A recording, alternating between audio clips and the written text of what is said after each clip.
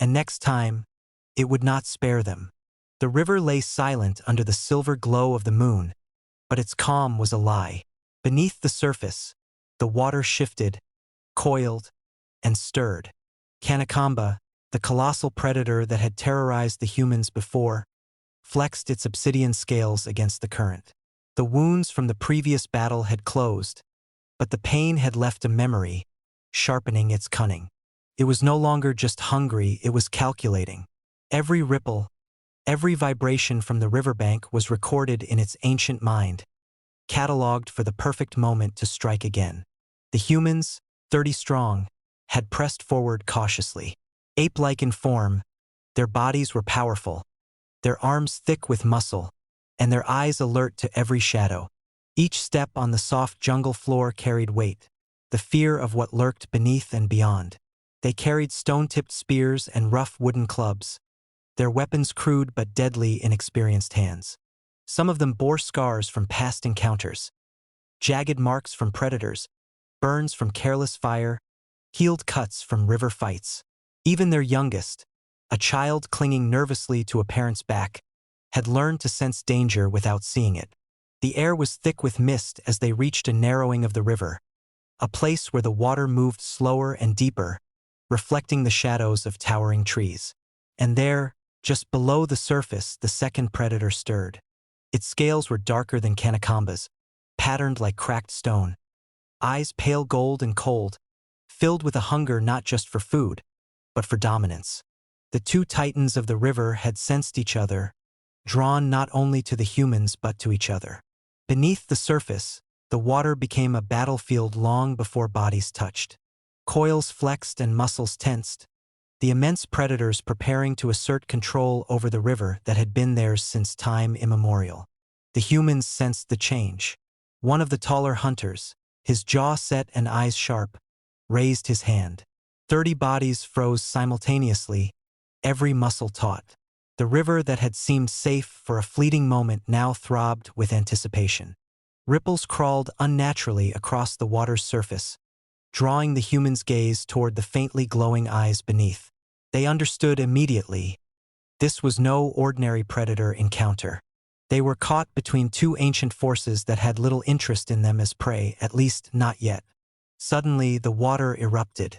Canacomba surged upward, breaking the surface with a terrifying arc, water cascading like a waterfall from its obsidian scales.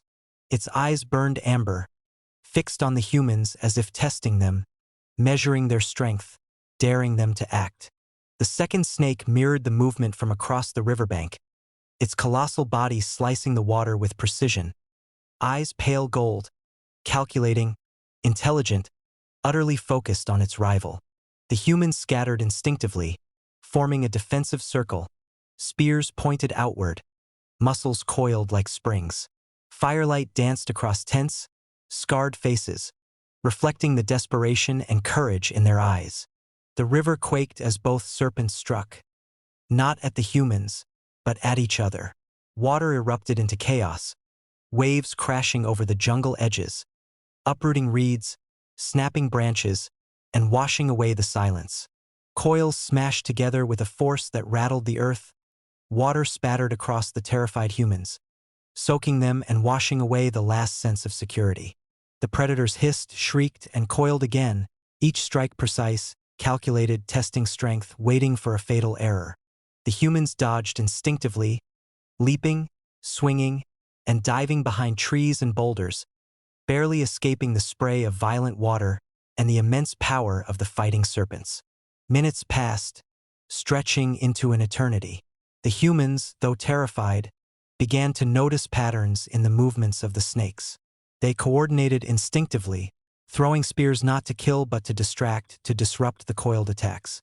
Some of the smaller, younger hunters ran along tree branches, using vines to swing and create diversions. Sweat, mud, and river water mixed together, clinging to their hair and skin. Their breath came in sharp gasps, but their focus never wavered. Survival demanded intelligence, speed, and unity. Beneath it all, the two giant snakes, Canacomba and the darker rival, paused briefly. Their eyes locked, muscles tensed, water rippling outward in silent menace. The humans had survived past encounters, yes, but this was bigger. Both predators were now aware of the humans' cleverness. They were learning, they were adapting, and in the shadows of the jungle, other unseen eyes, predators even smaller but equally hungry, watched, waiting for their chance to strike. As dawn began to creep through the mist, turning it from silver to pale gold, the river calmed, though the tension lingered like smoke in the trees. Both serpents had retreated slightly, coiling beneath the surface, their eyes still fixed on the humans. 30 ape-like humans, exhausted and soaked, regrouped on the riverbank. They tended to wounds, exchanged wary glances, and whispered low instructions. Victory had not been claimed, they had merely survived.